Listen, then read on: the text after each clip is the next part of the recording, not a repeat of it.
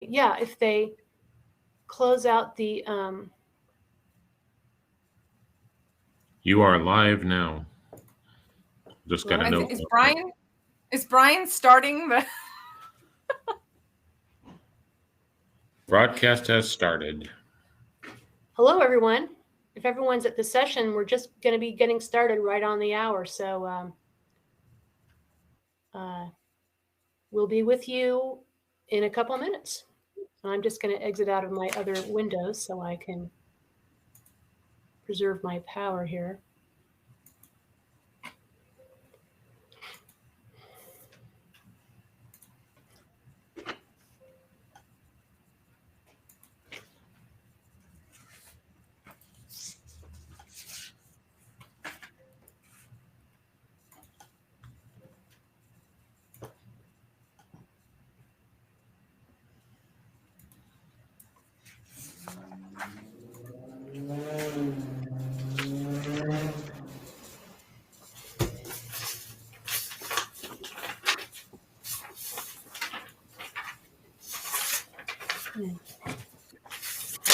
Somebody's shuffling paper.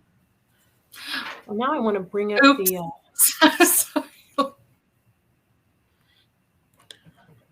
So if we're not speaking, we probably should mute ourselves. Now I want to bring up the chat on the left, and I don't know how to do that. Hey, Deirdre. Hello, CJ. How's it going? Good. How are you? Okay. CJ, this is Larry Sweetser and Stephanie Becker, who are also on this panel. Hi, nice to meet you. I'm the EPA conference organizer. Is this session live to the public yet? Not yet. I will click the start broadcast right at 1 o'clock. Okay. Oh, CJ, how do I bring up the chat function on the right? There should be a just chat button somewhere with a little chat bubble. You might, where in the top corner where it says stop broadcast, there's a little arrow going to the left in blue. Okay, and that calls things up. Excellent. Yeah. Super. Because it says we started broadcasting already. I think maybe we did. Now we are recording. Good catch. Okay. Hola. Tyson Gill said hola. Hey, everybody. Brian, are you back online with us? Well, he said hello, everybody, but don't see his picture. Is Brian? Yes. You might want to ask him if he joined the correct link. If he joined what? The correct link. Correct link. Oh. Attendees he's listed as speaker, but I don't see his picture anywhere. Okay. Brian, if you can hear me, make sure you went to your My Speaking schedule on Excel events and joined in that way. Yeah, Brian, don't join as a conference attendee. Otherwise, you'll be talking to yourself. Deirdre, will you be monitoring the chat, or would you like me to? I'd be happy to have you monitor for the first little while in case people have technical issues as far as that. Jenny says you can see us, so people are listening in. We just got to get Brian on board. Looks like he signed out.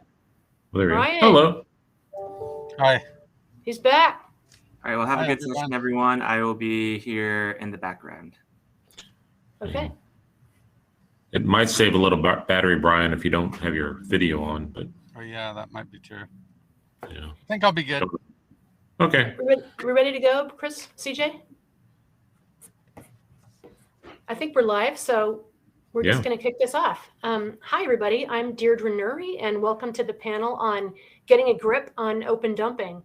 We're going to have a few speakers today. Larry Sweetser is going to present some trends on dumping enforcement throughout California and give tips on how tribal solid waste programs can be designed to curb this behavior. Larry specializes in working with rural counties on open dumping, and he's taught EPA's national webinar series on transfer stations. We got Brian McCaughey from Hoopa Valley Tribe. He's going to describe how data reporting and collection assists Hoopa to discourage dumping and promote cleanup. I'm Deirdre Nurre. I'll be talking about the funding streams available to tribes on open dump cleanup, and then talking a bit about codes and ordinances as a tool for enforcement. And then Stephanie Becker is going to wrap it up. Stephanie's from CalRecycle. She's going to talk about how farm and ranch cleanup grants in California have assisted tribes in addressing open dumping. There'll be a lot of information in this session, so go ahead and ask questions in the chat, and we as the speakers are going to try to respond to those questions in the chat so that we can kind of keep going. So Larry, why don't you kick it off for us? Yeah, let me switch over to the slides. Yeah.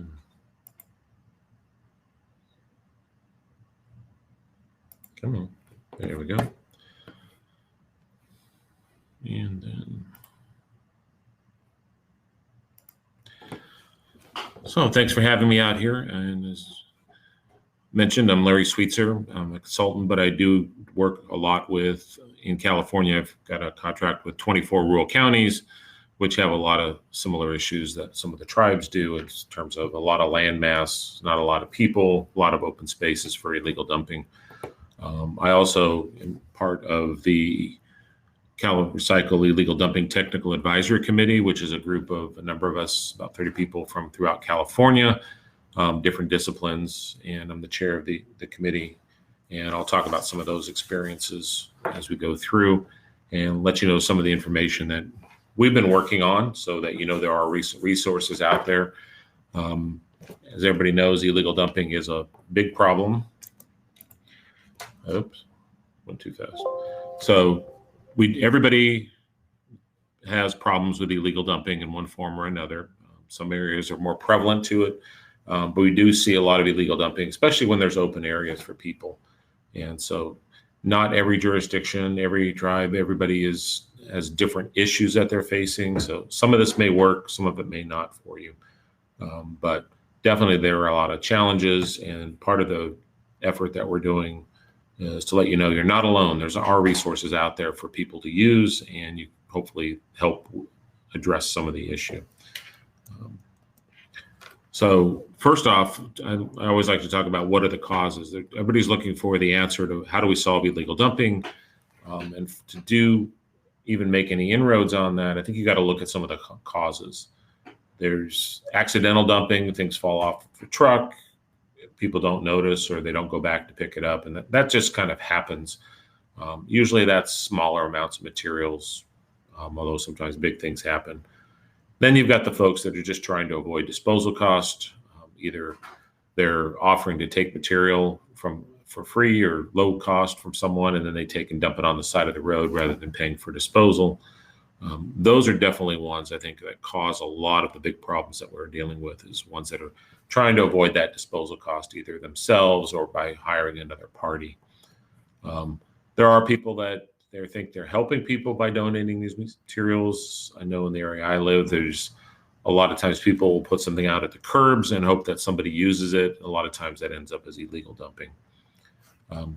Another problem that many of you will experience, and I know it's come through in the trainings that we've done with the tribes, is limited convenience options. If people don't have a ready, easy way to get rid of material, it's a lot of times going to end up in illegal dumping. Most people want to do the right thing, but it's got to be convenient and affordable.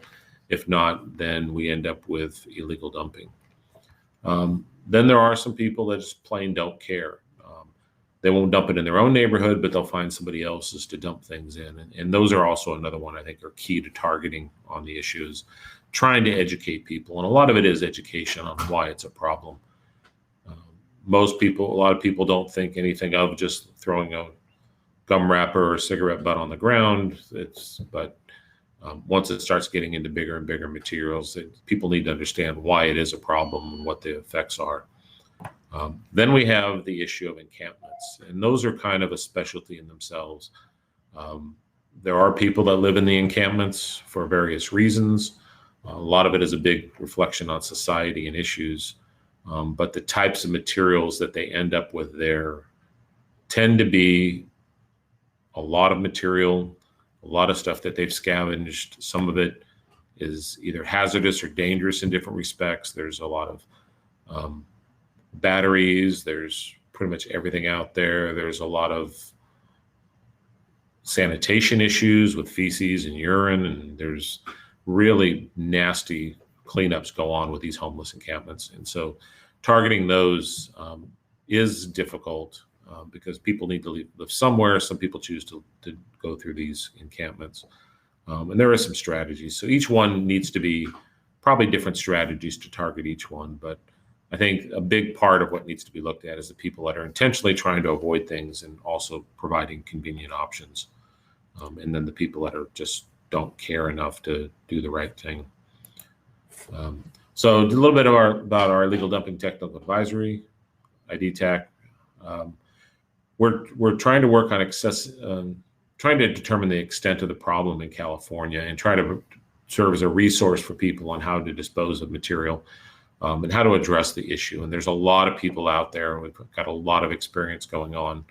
A lot of ideas floating around, and we're continuing to work on those. And we do have a lot of information available.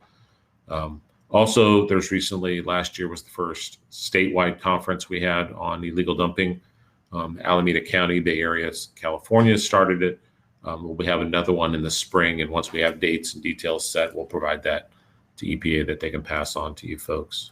So a lot of what I'm going to talk about the rest of my time is just dealing with the efforts that we're doing to let you know that there are some ideas and resources out there. So there's our website, and we'll also post it there. But that's when you go to CalRecycle, that's our state agency, and Stephanie will talk about what they do. But state agency in California dealing with solid waste. It is California specific, but I think there's a lot of information both on illegal dumping and others that could be helpful for other states to learn from. And we can also learn from other states. So there's our link for the illegal dumping page. Some of the things we're working on, we've developed a survey to try and quantify illegal dumping. Everybody knows it exists. We don't know how much material is out there. So until we start tracking that information, and Brian will be talking about that in his and showing an example of that. But tracking that information can really help identify how big a problem it is, and talking about numbers and quantities and types of materials to let people know. That helps get action happening by quantifying it. So we've got a survey we're trying to find a host for, a way to post it so people can easily fill out this information, because you've got to make it easy to input data. We're also, one of our subcommittees is dealing with enforcement issues. They're trying to come up with tools and resources for enforcement people, everything from gathering evidence, use of video cameras, a number of things that they're coming up with on guidance documents. They also are going to have a training for enforcement officers coming up soon. And so stay tuned for those details, but that should be open to folks that are involved in enforcement on how to go about doing it, because a lot of times illegal dumping doesn't become a high priority with all the other things that go on. It is competing for resources, and can't say that illegal dumping is the highest and greatest priority that folks will face, but it is up there and there are some issues. And so hopefully we can provide information on how to deal with it. We've also identified some of the training requirements for cleanup activities. There's different types of cleanups that happen. There's people that are just out there helping clean up their neighborhood, all the way to agencies that are involved in cleaning up at homeless encampments. And there's a number of training topics out there that need to be covered, particularly in terms of safety. You want people cleaning up these things to do it safely. And so we've identified a number of training topics. We've also created guidance, and we're going to be continuing a discussion on refuse haulers or permits, offering that for people that are collecting material, especially collecting it from other parties, to avoid illegal dumping or that material that they collect from someone. So how to go about doing that. Also ordinances. We're developing guidance on how to create an ordinance to do that. So there's some tools there. And we also have a homeless encampment or encampment guide available that people can learn more about encampments. We're also creating a listserv that people can get into. We've just kicked it off. I can get a link to it later, but people will be able to have communications with other people, just like on other listservs, but these are focused on illegal dumping. And so people can share information or ask for information if you're looking for something. Listservs are a good way to tap into that universe of people out there and their expertise. So that's some of the efforts we're working on. This is an example of one of our web pages on preventing and abating illegal dumping. We do have a number of subcommittees we set up a couple years ago. The really active one on enforcement, which is addressing the enforcement tools available. And a lot of our law enforcement folks, code enforcement people are sharing things that work, things that don't work, guidance on using video cameras, both for catching illegal dumpers as well as using that as part of the evidence trail. So we're doing information there that we posted. We're also doing outreach out there because it's been a while since there's been any, at least statewide messaging on illegal dumping. So we're trying to come up with some ideas on how to do that, and resources available, strategies, trying to come up with ideas on how to address the different issues with illegal dumping. And the standards committee is the one that developed the data collection and the training guides. So we're trying to develop all these resources through these committees of the Illegal Dumping Technical Advisory Committee. Public outreach, some of the things we're dealing with is just trying to educate people on the problems. Why do you want to avoid it? Why should you care about it? Why is this an issue? And also part of the education is letting people know what options are available for them in terms of disposal of materials properly through transfer stations, convenience centers, community cleanup areas, how to get rid of bulky items, because a lot of illegal dumping piles have furniture in that, couches, things like that available. So what options are available for handling those properly? Newsletters, providing information, flyers, poster, all that could be part of an education campaign, because to really stop illegal dumping or at least mitigate it, you've got to educate people as to why.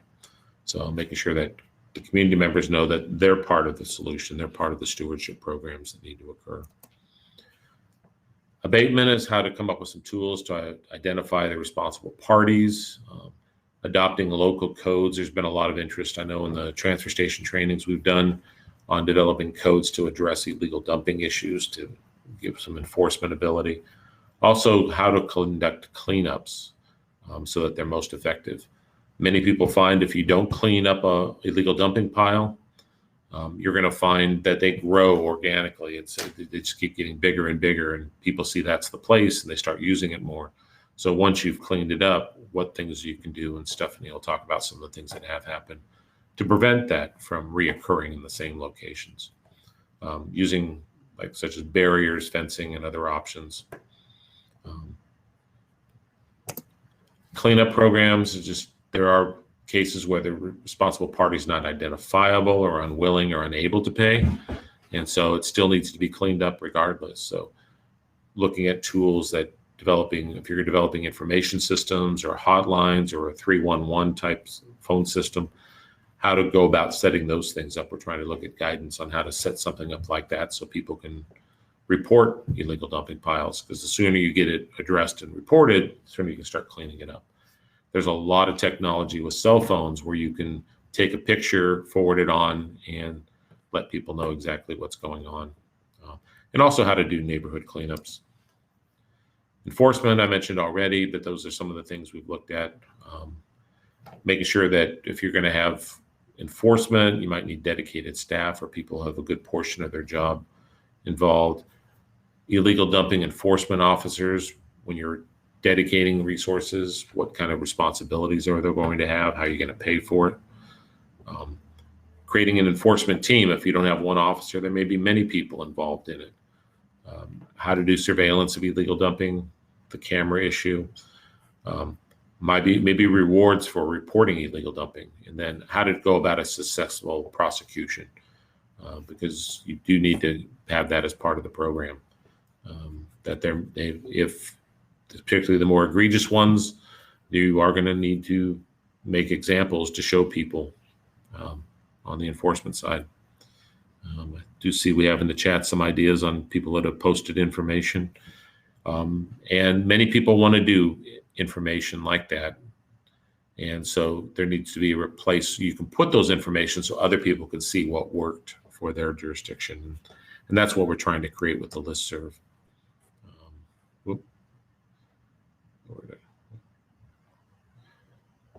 And then just to wrap up a little bit, illegal dumping does have complex causes. There's no one answer to solving the problem. And so we need to be looking at the different causes and ways to address each one of those. And like I said, the piles, illegal dumping piles, tend to be organic. They tend to grow.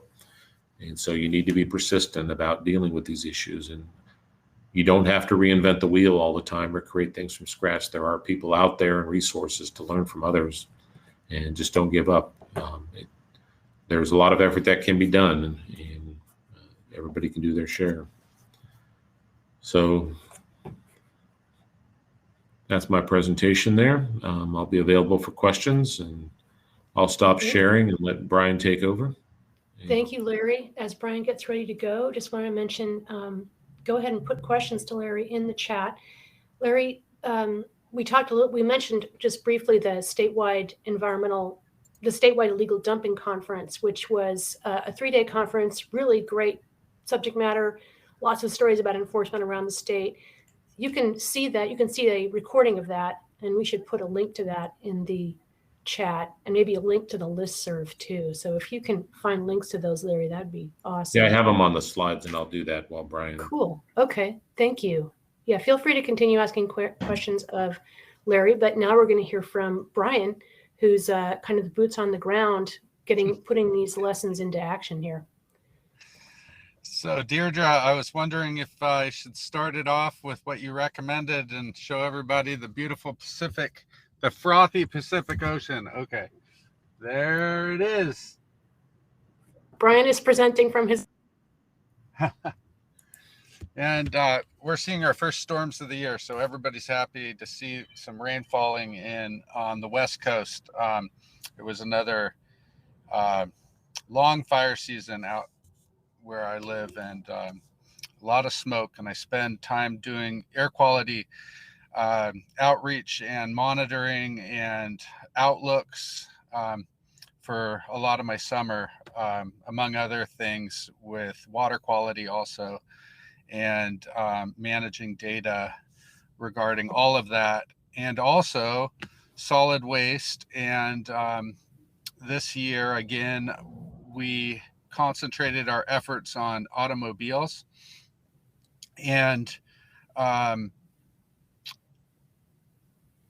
just getting in contact with people on our Hoopa Valley Indian Reservation here in Northern California, about reminding them about, the importance of the regulations that have been developed over the years to help clean up and maintain some sort of order and cleanliness on the reservation. So here is where we are located, in far Northern California, near the Oregon border. It's the largest reservation, the Hoopa Valley Reservation Square, 12 by 12 miles square, 144 square miles. And our caseload at the Tribal Environmental Protection Agency of Hoopa runs from about 15 to 20 cases of solid waste. Illegal accumulation of waste is our biggest thing. So I think it fits in the apathy category most of the time.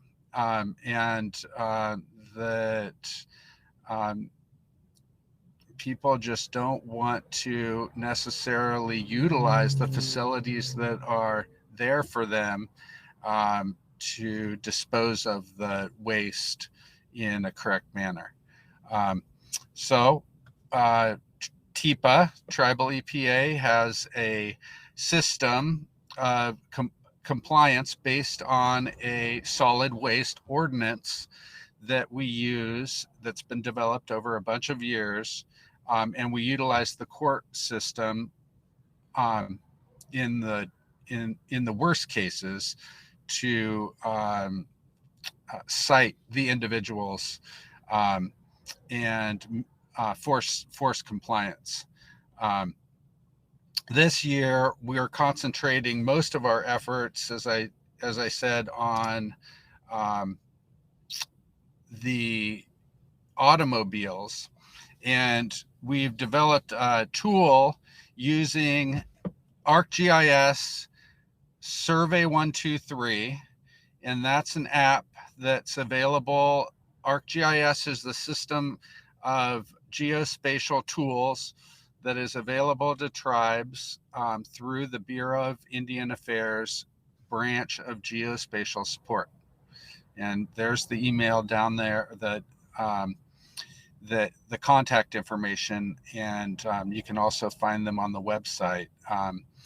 And we utilize all their tools that we can because that's the support system is there to use these new modern tools to develop forms that we can go out in the field and retrieve this information that is so needed to document. So we have input the wSTARS open dumping fact sheet or reporting sheet into a digital app that we can go out in the field and enter that information into the field, in the field. So that comes with a geo point also. So an XY coordinate of these individual allotments of where the dumping is occurring, or in this case, where the abandoned vehicles are. So it really helps to utilize these types of tools, for our internal reporting, and to allow the other individuals involved in, say, the automobile removal to be able to find these locations. It also shows our project officer that we are working on cutting edge tools to move the Environmental Protection Agency forward. And that's what we've been able to do. So highly recommended to look into ArcGIS tools and apps to do this type of work. So here are just a couple maps that have been made, and of the just locations, and then we'll go into showing some of the pictures of, from the field. Abandoned autos filled with solid waste. This is even a problem on top of a problem that we've ran into, where you have a vehicle and then the vehicle becomes a vessel for dumping. Very, very common. It raises another problem of what to do with the solid waste and separating that from the vehicle. So we're working on strategies with Deirdre to address the solid waste cleanups, as well as trailer cleanups and automobile abatement cleanups. And if that isn't a complex problem, I don't know what is, because it's already been mentioned. It's very complex. The reasons why people dump are complex, and so we're trying to look for all the cutting edge tools that we can incorporate to make this process easier. So next, I'll show you kind of a form. It's an ArcGIS Survey 123 form that I created. So when you're out in the field, each one of these lines would be a entry. So is it an open dump? Is the distance from the water body, the distance from homes, all these come off of the IHS STARS sheet. The hazard factors, these numbers would correlate to a specific type of dumping item. So 1 could be electronics, 5 could be white goods, 16 could be anything from, just household trash and garbage. So they all correlate to something. So then we can quantify exactly how many of each of the items on STARS we have on the reservation. So additional notes are really helpful, and then we can update these. So we can say, these ones have been cleaned up and these ones still need work, or these parcels have had the compliance officer visited them and cited them, or has just made initial contact, or they've been cited and the property's been cleaned up and the case has been resolved. So all these things, once this data is in the system in a database form, it can be continually reevaluated, and then you can create reports. And I know it sounds like a lot, but you just take it baby step at a time and try to get as much help from this certain workflow over time as you can. And we found every single step to be beneficial. We didn't do this all at once. But every single step we have made has been really helpful. So I just wanted to say that. It just always at Region 9 conferences sometimes for me, when I'm listening to a presentation, it just seems overwhelming what I'm hearing. And so I just wanted to mention that, like, we started slowly and we still move pretty slowly in all this. This is probably about 4 years into utilizing these tools. So just bear that in mind. Here's another picture of, the combination of, abandoned trucks serve as very good vessels for solid waste disposal. And then overflowing out of those, of course. So these are the challenges. So in our success story this year, we identified 185 vehicles, and we moved through. If you're doing vehicles, here's some steps in the slide that will be helpful in moving towards removing these vehicles from your reservation and ultimately salvaging the metal in a safe manner. So these are the steps that we took: inventorying all the Hoopa properties, notifying the owners, organizing, hauling the vehicles off the properties to a secure location that was also safe on a concrete slab, draining the vehicles and then crushing them, then transporting them to a flatbed and off reservation to a scrap metal yard, and then addressing any residual contamination on the site, which we have not found very much of that. And I'll show you some pictures of our site. So solid waste removed from the vehicles on the left, that pile there, which we'll transfer back to our transfer station and dispose of that properly, or bring a bin out to remove that.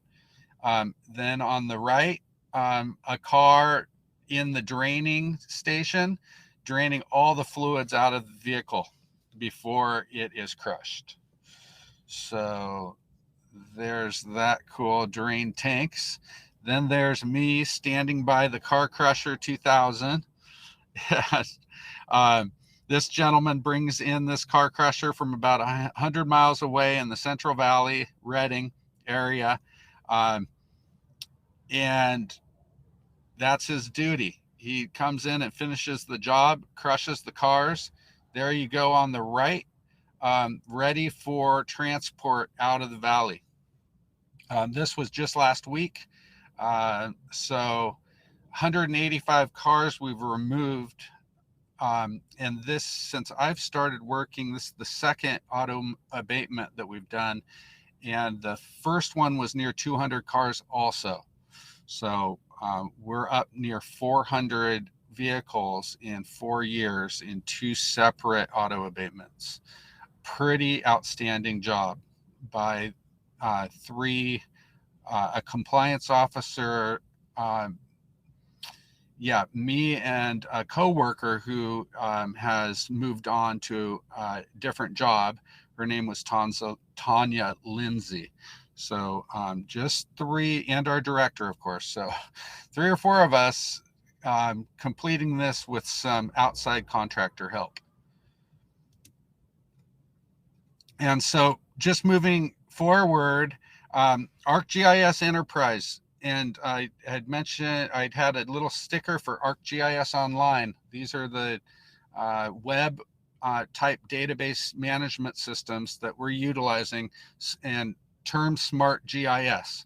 So geographic information system, if you're not familiar with that term, GIS, geospatial tools and data management.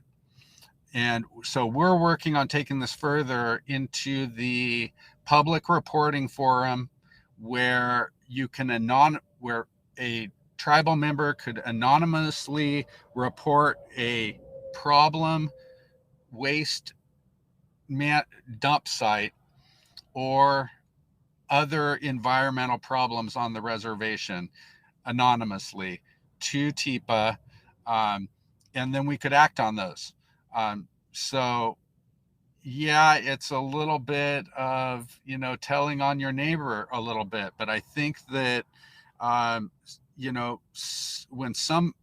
at least for me, when I understand that my neighbor is not complying and it's starting to affect me, with rat infestations and with blight, to having an opportunity to be able to inform on people that are not complying with ordinances goes a long way. And I know sometimes hard for people to do, but that's what we're thinking.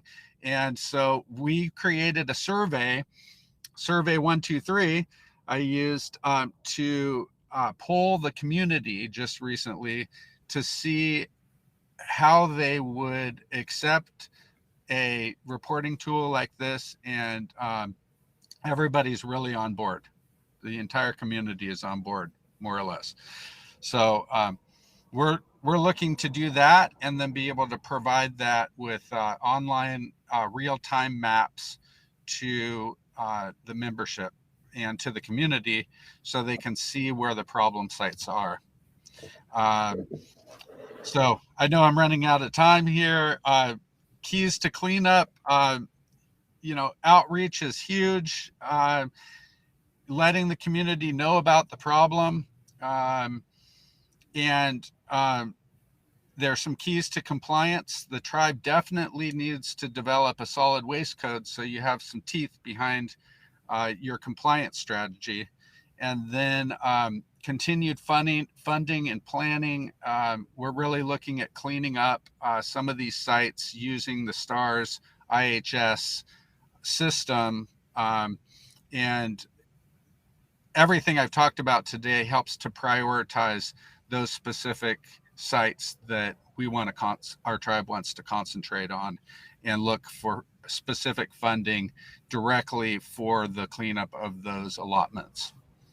So it's a lot. I think that's my one key, is just baby steps, and I'm here to help. I left my contact information in the chat, and you can retrieve it at other sites and also on this platform. So thank you for letting me share, and please get in contact with us at Hoopa, and we'll be able to help you further get started on your own compliance strategy. Thank you Thanks. so much, Brian. Appreciate it.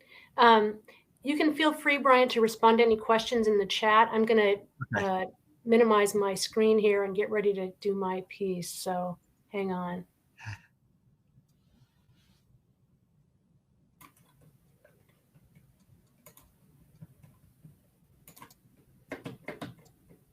Just want to give you all a time check. You have about 15 minutes left of the presentation. However, the broadcast will keep going, so it's okay if we go a little long.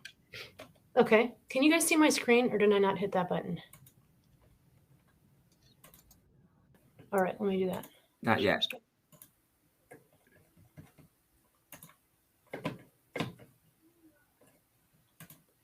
Okay, what about now? Nothing yet.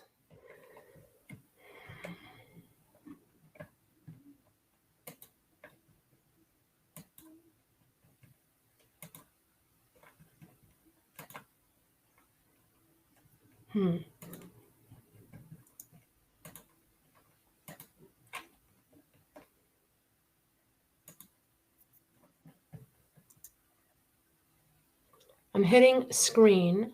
I'm hitting share screen, and then I get choose what to share, and I hit entire screen, but it's not letting me do that. Not letting me do anything. Is your presentation attached to the session? No, I'm just I'm going to share my screen. Let's see. It should work. And it's the share option. It says the little screen versus the camera thing. Yeah. And you're clicking. You know, if I'm going to fumble with this, Stephanie, you're welcome to go ahead and do your piece ahead of me so I can figure this out. Maybe you could email it and somebody else could share while you can talk. Just an idea. Feel free to email it to me real quick. Okay, thanks. Good afternoon, everybody. My name is Stephanie Becker. I better share my screen, huh? Okay. I'm Sharon and Christopher, can you see it? Okay, great. And I think I might even turn off my camera while I'm presenting. Okay, you guys, my name's Stephanie Becker. I'll be addressing open dumping in California. Actually, and this is going to mostly be by way of the Farm and Ranch Solid Waste Cleanup and Abatement Grant Program, of which I am the grant manager and program lead.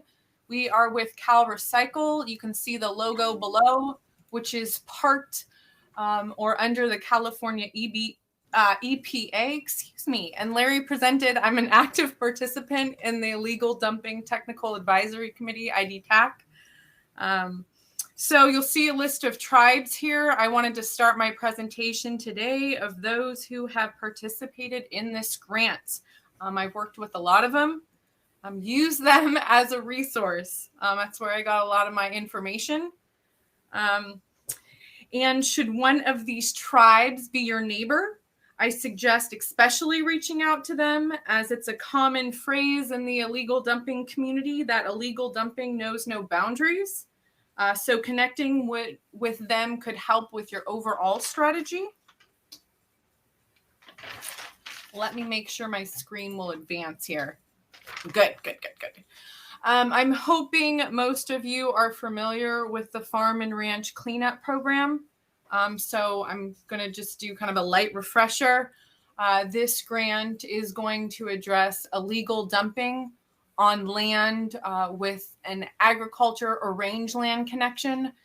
So that's land that is currently being used as such or has the potential for agriculture and rangeland use. If you think you have a site in mind, just go ahead and contact me. This grant is going to handle cleanup cases for illegally dumped material. More specifically, that's material not left behind by a renter or a previous landowner or that was inherited. Both of the Larry and Brian got into a lot of types of illegal dumping cases today. Some common ones that I receive, or we could say are peppered throughout California, are what I like to call traditional dumping, usually involving a vehicle offloading material in an inconspicuous or sometimes conspicuous area. Yes, some of those vehicles are just left with trash material inside them. Camping, that'll be illegal camping and trespassing, which results in material left behind. Illegal cannabis grows. That's where the growers essentially steal somebody else's land and start growing. And that's without a connection to the landowner. And then tire piles are still an issue that we see. On my last bullet, if needed, tribes can request assistance for all or some of these costs through this grant, and that's disposal, recycling cost, equipment, materials, personnel, and administration. So this grant is going to offer reimbursement for in-house labor and hours worked, or you can just hire a contractor instead. This grant may have the ability to cover overhead and indirect costs. So for many of you, I imagine it's not the cleanup that's the issue. It's keeping your hot spots clean and really looking to others. You know, what is the best abatement and prevention measure solution for certain areas? Larry addressed on this. Brian kind of did too. I'm going to go through a little bit in depth. A lot of this is from experience, from tribes, and from the resources found on the ID TAC toolbox.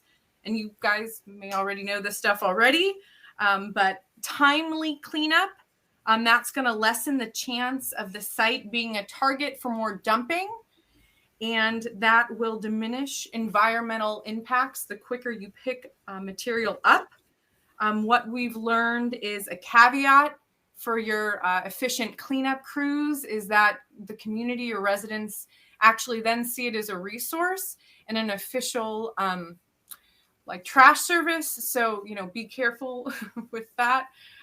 Upkeep and well-maintained areas can seem less inviting for dumpers. Let me check on time here. Okay, cool. Signs.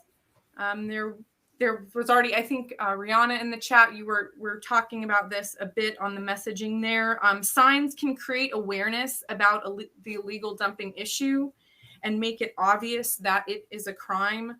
Signs can be a prevention measure. Content on the signs can be an educational opportunity. You can list disposal locations, programs, and how to report illegal dumping.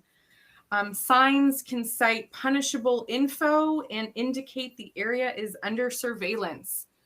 So cameras can be a very effective prevention measure, or they're controversial for others. Fake cameras may also be a deterrent. One of the subcommittees of the ID TAC, I think they're going to have a lot of information on cameras, so you may want to reach out there. Landscaping, specifically ditches and trenches, may help alleviate areas with a lot of vehicle traffic. But these voids in the land, make sure they don't become a disposal pit themselves. Hedges and plant vegetation or barriers are becoming potentially a new alternative. And that could be more cost effective, more environmentally friendly. However, I don't know the growth rate on those.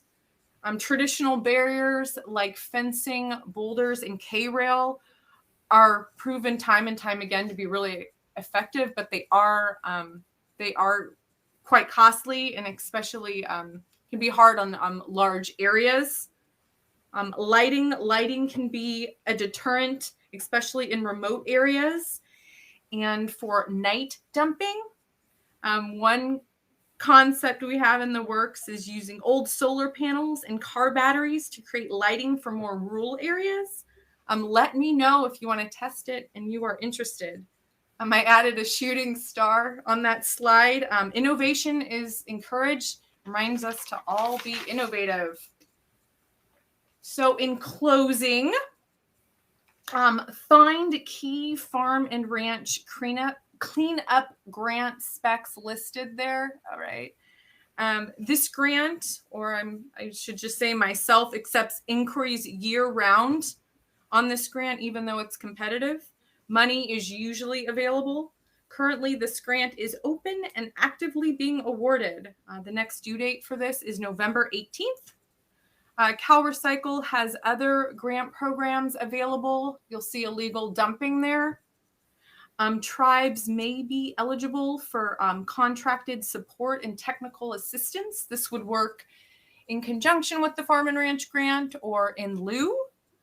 Also listed are other programs which many essentially help lessen the illegal dumping burden overall. Currently now, there's even more support for renewable and circular economy efforts.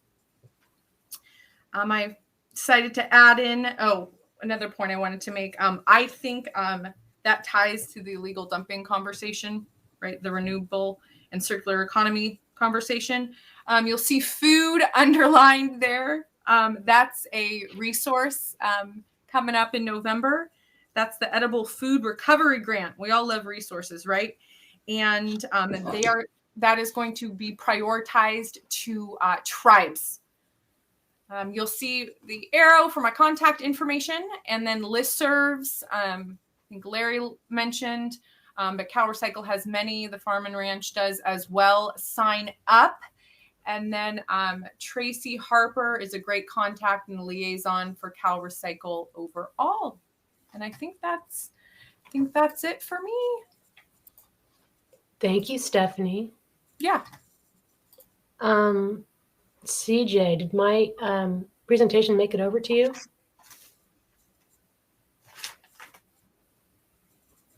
I'm sharing my screen now. Does anybody see anything? Awesome. Thank you. All right. So I'll continue for another. I'll just go for 5 to 10 minutes, and I know people need to drop off, but I'll just plow through this. So I'm Deirdre Nurre. I'm the leader of the Tribal Solid Waste Team for EPA Region 9. I wanted to touch a little bit on enforcement related to codes and ordinances, and then federal funding assistance for open dumping. What are the federal resources, not the state resources available there? So next slide. National trainings. Let's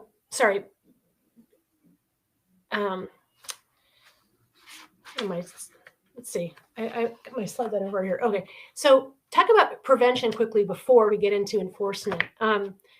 It's important to do outreach. I know tribal solid waste programs do rely on outreach. We at EPA really emphasize that as far as your funded tribal solid waste programs. So some things that GAP funds have funded in the past that you might want to think about asking your grant project officer for the GAP program would be something to engage youth to create art, expressing community values, to try to combat this type of illegal dumping. Community cleanups are another really great way of getting face time with people on this issue, getting out there and picking stuff up. Working with your utilities department to manage the transfer station hours, to try to make it more convenient for folks to handle their materials that way. As Stephanie was mentioning, posting signs regarding information on when the transfer station is open, and the fact that there are ordinances, the fact that surveillance is done and that fines will be imposed under the ordinance are good things to put up there. We talked about barricading dumping sites and putting trail and security cameras up. You can fund those under GAP as well. Next slide. So controlling open illegal dumping requires enforceable codes and ordinances. So national trainings are available to write codes and ordinances. There will be one more training cohort through ITEP funded through Indian Health Service in early 2022.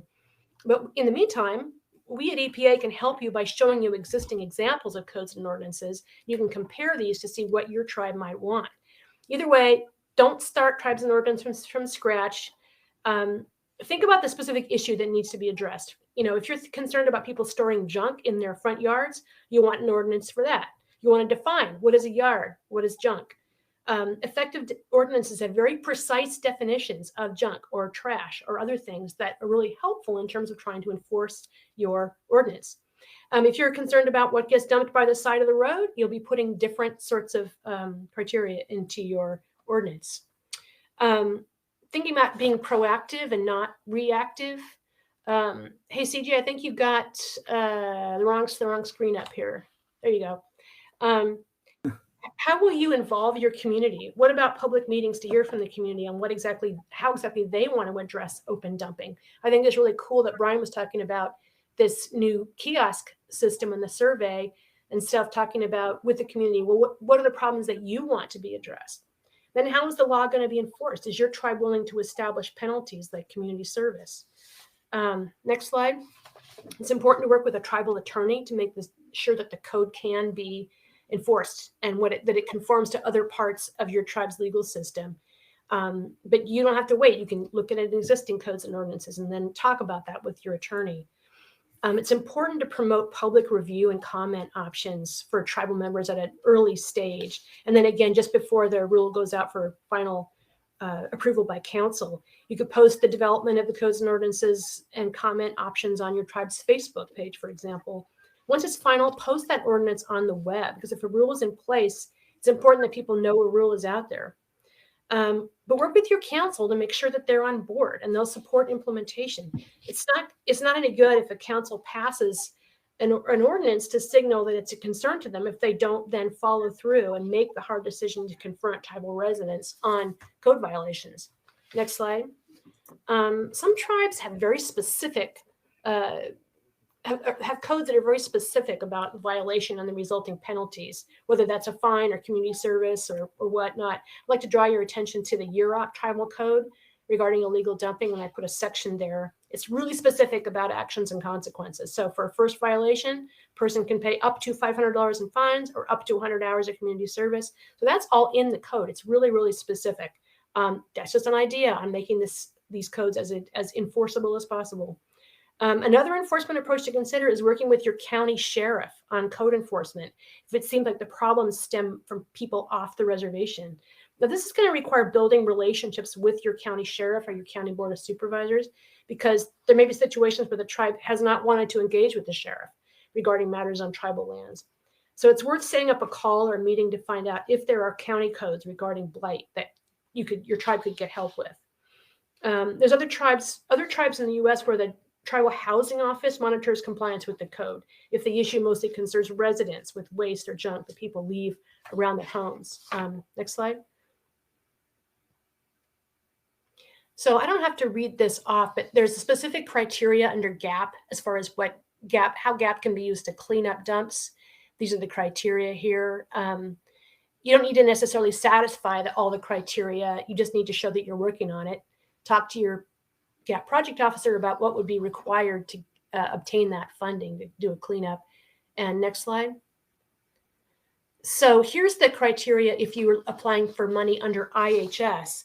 And I wanted to mention the IHS funding specifically today because in past years, many tribes got discouraged about applying for IHS funds because solid waste projects like dump cleanups never would score as high as drinking water projects. But this year, IHS has been able to fund projects with much lower scores than they have in years past. So they've been able to go further down that list of proposed projects and fund lower scoring project, which is very encouraging.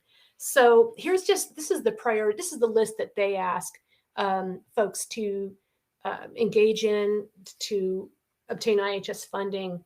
And I guess I'm not going to go into these because I don't really have enough time, but just a final opportunity to know about in closing is BIA. They typically would only fund super large projects like Brian's auto removal project, but towards the end of each year, BIA can have a small pot of funding available and can fund small cleanups. So keep in touch with your BIA engineer that's assigned to your tribe at the end of the fiscal year. And I'm just going to end there.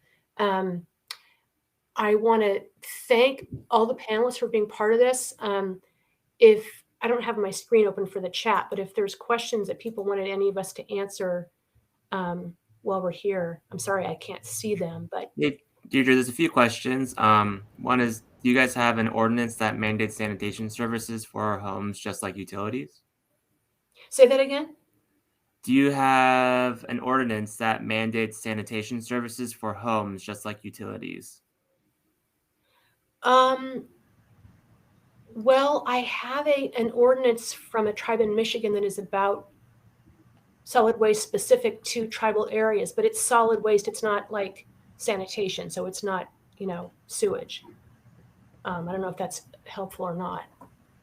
And just one more is, where can we get GIS training for illegal dumping issues? Brian, I guess if folks are interested in this type of training, they might want to talk to their BIA. What is the question again? Where can folks get training on developing the kind of systems that you are working on? For GIS. Perfect. Yeah, so Geospatial, BIA Geospatial Support Center offers a bunch of training from intro ArcGIS courses to more advanced. They're all online right now, but they're not through Zoom. So we're instructor-led. Let's self-taught. Instructor-led. So they were doing regional courses for COVID-19 restrictions, but now the online courses are taught directly by ESRI professionals in all different applications and software. So please look into contacting the BIA support, Geospatial Support Center, and they'll help you with all that. Hey, one more question, Brian. Somebody else asked earlier whether, do you know how many tribes in California are using these GIS type models for open dumping? Do you know? I haven't heard of any others. I think there were some when we did Survey 123 that that contacted me after when we were in person, and they were interested in utilizing Survey 123. So I would think there are more tribes involved than the Hoopa tribe now. I don't know if the Yuroks right up the road utilize it for solid waste yet, but I'm pretty sure they use it for other things on their reservation. So I think they're moving in that direction. Okay, but, I think feel free to contact me with your email me or contact information, and I can help you with all the links and stuff. Thank you, Brian. Thanks, everybody. I think we're out of time, so appreciate everybody's participation. All right, bye, everyone. Take care.